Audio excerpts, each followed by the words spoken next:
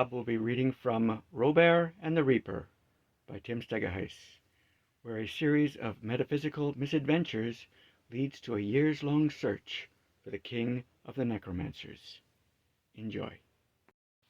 Chapter 11. Death sent the heroes back to the palace. With the Deathmaster disenchanted, the demons and ghosts and such things returned to wherever they had come from. They quickly did their best to restore the palace so as not to forewarn their enemies. They needed to hurry, as the impression from the Deathmaster's mind identified the Lady Soliloquy as completely undependable where time was concerned. She could be late, she could be early, or she might even be on time. Lord Ythla, on the other hand, was obsessively punctual. They waited with the lights off in case that helped in any way. Right on time, as the sun was just breaking over the eastern hill, the Lord Ythla materialized in the great hall of the palace. He was enormous. The great blob of his central body was higher than Robear could reach. The random appendages that radiated out from the top stretched out for 8 or 9 feet and could extend themselves even further for more reach. He was pale green in color and smooth-skinned. His ring of eye bulbs gave him the appearance of a giant head with tentacles for hair. He immediately sent forth a deafening blast of sound on his arrival, disorienting the heroes. As they were still reeling from the sound, he began shouting in an odd metallic-sounding voice. "Necromancer! Necromancer! Where are you? Who are these cretins I see waiting here?" He began flailing about with his appendages. Robear used his smaller size and greater mobility to advantage and ducked about, just as the Deathmaster, your Lord Ythla, seemed to be immune to Ruth's and Nobody's mental influences. They dodged about and struck with their shadow swords as opportunity allowed. All of Robear's shadows were called into action to keep Ythla guessing. Alina's angelic radiance also proved to be ineffectual. They kept moving and tried to be unpredictable as the huge being began flinging magical attacks at them. Fire spells ignited much of the palace, while ice spells coated the surfaces and made them slippery. Balls of black energy destroyed large pieces of the surrounding structure. Lord Ferriga dodged about, looking for an opening, as Lord Ythla was able to defend himself in all directions. Finally, Ferriga ducked into a hole that had been blasted into the floor, then popped up again as their huge opponent passed over it. "Lord Ythla," he said, "I arrest your activities and summon you back to the court of chaos to answer for your actions and motives." The little alien formed tentacles and wrapped them around Lord Ythla's appendages. The 2 pillars zipped into place beside the great blob and surrounded him with bands of their flesh. Suddenly the whole thing vanished, and Robear and his group were left to catch their breath. "Well," said Robear, "that's one of the strangers gone. We have one more to catch, and then we can call it a day." He looked over at Torin and started, because there were 2 Torins visible, one standing next to him and one standing near the remains of the door. Thinking quickly, Robear said, "Alina, I think we could use some of your angelic radiance to help reveal the Lady Soliloquy." "Yes," said Alina through both Torins. "I see." Both Torins raised their arms in a gesture of blessing. A pearlescent light surrounded them both, but only the Torin by the door caused Robear's shadows to flee. Robear formed his shadow sword and placed the point under the chin of the Torin next to him. "Lady Soliloquy," he intoned, "I arrest your activities and summon you to the court of death to answer for your crimes." "I think you are mistaken," said Torin next to him, and zipped and rolled across the floor to end up near the far wall, somehow holding Nobody by the throat and placing a shadow dagger under his chin. "Begone, or I will finish this weakling off, and then the rest of you." "No," said Nobody from behind her, "I do not think so." The false Torin turned and stared at Nobody, who brought down his shadow sword through her but short of the image of himself. He followed with a cross swipe that forced Lady Soliloquy out of her body, sliced and gasping in her naked spirit form.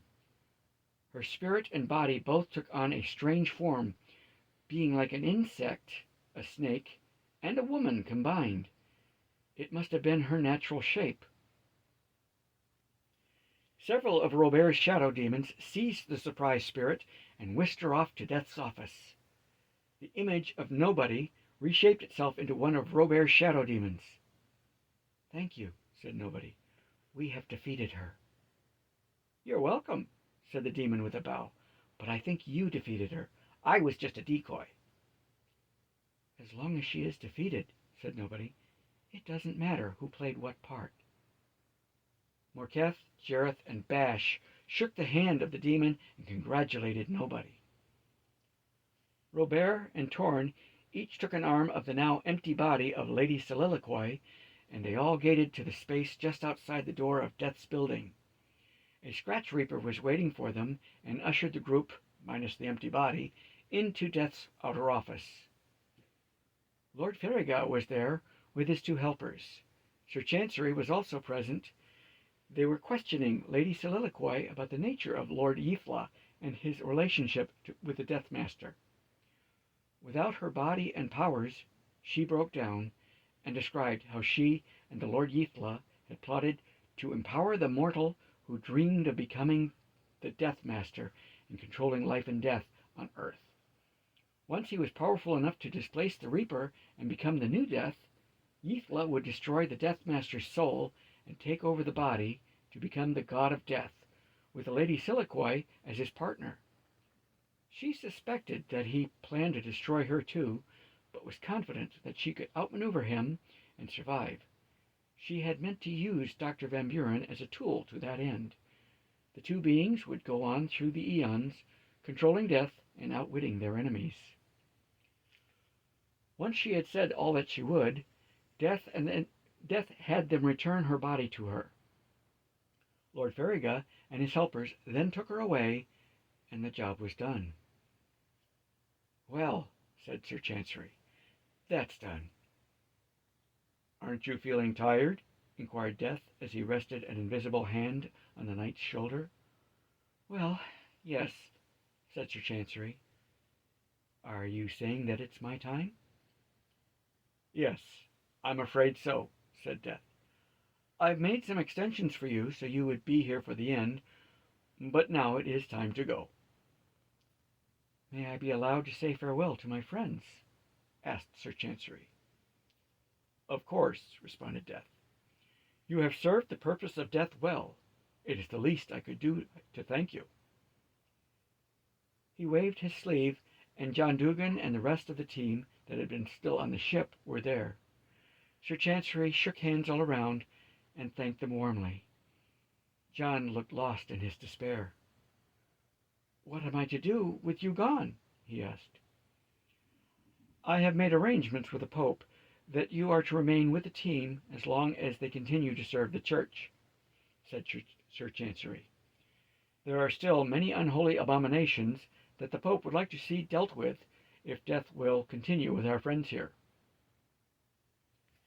"I am not interested in the unholy," said Death, "but I intend to deal with the abominations.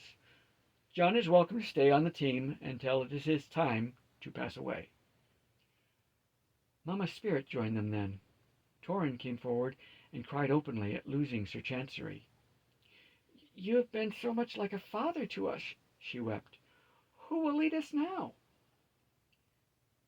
"Temporarily," said Sir Chancery, "Father Mortimer will handle the responsibilities of leading the team. Soon, though, the Pope will name a new person to manage assignments and reports." "You will be missed, and no mistake," said the spirit of Mama, visibly holding back her own tears. "For all the disagreements we have had," said Robear, "I am truly sorry. I will miss you and cherish your memory." "Thank you, sir," said Nobody simply. "You have been a fair and responsible person," said Ruth. "Thank you for that." Then it was time for Sir Chancery to depart. His gray-haired and withered old body separated from him and returned to his office on the ship. His spirit looked quite like they all remembered him from their first meeting. He smiled at them as he floated up to the ceiling and through the usual hole. An angel met him there, and he was gone.